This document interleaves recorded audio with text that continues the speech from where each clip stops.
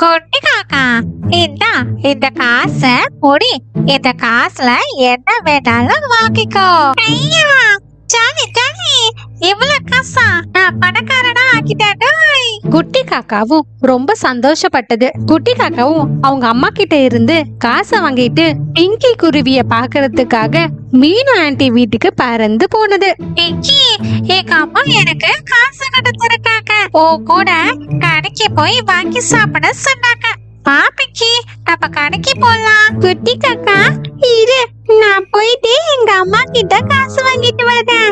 அதே சமயம் மீனு குருவி வீட்ல சமையல் செஞ்சுக்கிட்டு இருந்தது. அந்த இடத்துக்கு பிங்கி போயிட்டு இப்படின்னு கேட்டது. அம்மா, குட்டி காக்கா என்ன கடைக்கு கூப்பிடுதும்மா. காசு கொடுத்தீங்கன்னா நானும் கடைக்கு போவேம்மா. செல்லம், அலமாரியில என்னோட பர்ஸ் இருக்கும், அதுல காசு இருக்கும், எடுத்துக்கோமா. பிங்கியும் பர்ஸ்ல இருந்து தேவையான கொஞ்சம் காசு மட்டும் எடுத்தது. குட்டி காக்கா கூட சேர்ந்து அங்க இருந்து பறந்து போனாங்க. அங்க ஒரு பெரிய மரத்துக்கு கீழே மைனா அழுதுகிட்டு இருந்தது. அதை இவங்க 2 பேரும் பார்த்தாங்க. அந்த இடத்துக்கு போனாங்க. மைனா ஆண்டி, எதுக்கு அழுகுறீங்க? பிங்கி, என்னோட பையனுக்கு உடம்பு சரியில்லை, ஜுரம் அடிக்குது. டாக்டர் கிட்ட கூட்டிட்டு போக கூட என்கிட்ட காசு இல்ல. பிங்கி, உன்கிட்ட எதுனா காசு இருக்குமா?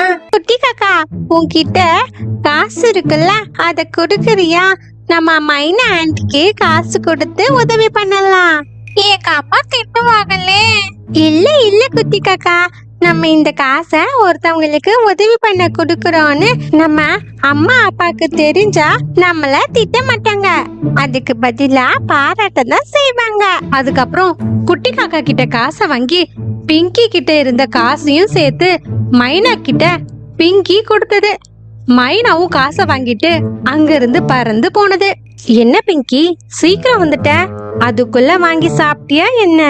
இல்ல அம்மா, நாங்க கடைக்கு போயிட்டு இருந்தோம். அப்ப அங்க ஒரு மரத்துக்கு கீழே மைனா ஆண்டி அழுதுகிட்டு இருந்தாங்க. அவங்க குட்டி பையனுக்கு உடம்பு சரியில்லை, டாக்டரை பார்க்க கூட அவங்க கிட்ட காசு இல்லைன்னு அழுதுட்டு இருந்தாங்கம்மா. அதான் என்கிட்ட இருந்த காசையும் குட்டி காக்கா கிட்ட இருந்த காசையும் வாங்கி அவங்க கிட்ட கொடுத்துட்டம்மா. என் செல்ல பிங்கி, நீ ரொம்ப பெரிய நல்ல காரியம் பண்ணிருக்க. நான் கூட பயந்து போயிட்டேன், எங்க நீங்க திட்டுவீங்கன்னு. அப்ப சோனா ஆண்டியும் குட்டி காக்காவை திட்ட மாட்டாங்கல்ல. அதே சமயம் சோனா காக்கா வீட்ல, குட்டி காக்கா, நான் உன்கிட்ட கொடுத்த காசை எங்க? அந்த காசை என்ன பண்ண? அது வந்துமா, பிங்கி இருக்கால, அவதான் மைனா ஆண்டி அழுவுறாங்கன்னு காசு கொடு, அவங்களுக்கு ஹெல்ப் பண்ணணும்னு என்கிட்ட இருந்த காசை வாங்கி அவங்க கிட்ட கொடுத்துட்டாமா.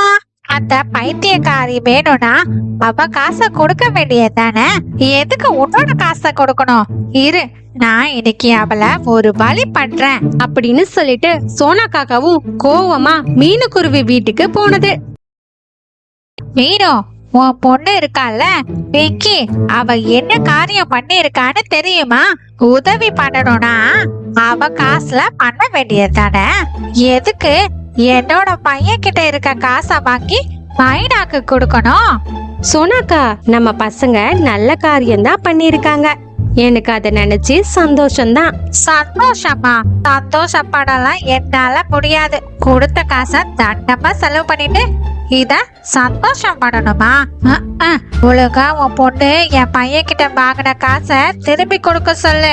ஆண்டி, அந்த காசு என்கிட்ட இல்ல, நான் அப்பவே மைனா ஆண்டி கிட்ட கொடுத்துட்டேன். இன்னொரு வாட்டி உதவி பண்றேன் கிதவி பண்றேன்னு என் பையன் கிட்ட காசை வாங்கி செலவு பண்ணாத, புரியுதா? உன்னால பாரு எவ்வளவு அலைச்சல் எனக்கு.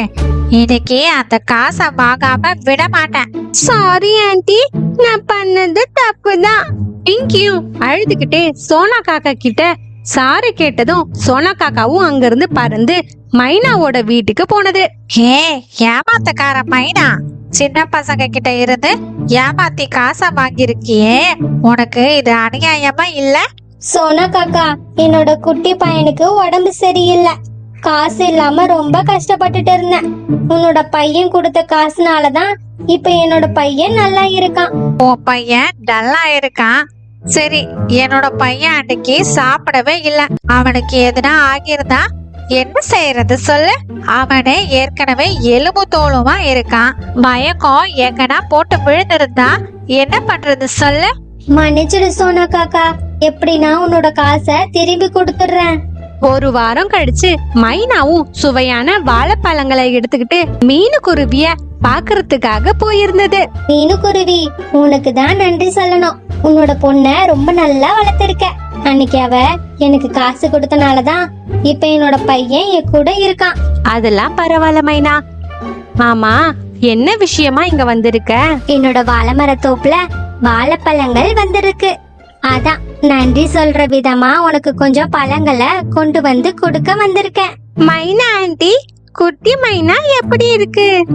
பிங்கி, நல்லா இருக்கான். ஒரு நாள் என் வீட்டுக்கு வா, என் பையன் கூட வந்து விளையாடு. மீனுக்குருவியும் கொஞ்சம் வாழைப்பழங்களை எடுத்துக்கிட்டு சோனா காக்கா வீட்டுக்கு போனது. இந்த பழங்களை மைனா தான் கொண்டு வந்து கொடுத்தது. அதோட பையன் குணமாகிட்டான்னு சந்தோஷப்பட்டு நன்றி சொன்னது. பாத்தியா, அது அப்பா கூட என் வீட்டுக்கு வராம உன்னோட வீட்டுக்கு வந்துதான் கொடுத்துருக்கேன். சேச்சே, அப்படிலாம் இல்ல சொன்னா. அது நல்ல மைனா தான். உனக்கும் தான் கொடுக்க சொல்லி என்கிட்ட கொடுத்தது. நீ அன்னைக்கு கோவமா பேசினல்ல, அதான் உன்னை பார்த்து பயந்துருக்கும். நான் என்ன அன்னைக்கு கோவப்பட்டுட்டேன்? என்னன்னு கொஞ்சம் சத்தமா கேட்டேன், அவ்வளவுதானே. Please subscribe.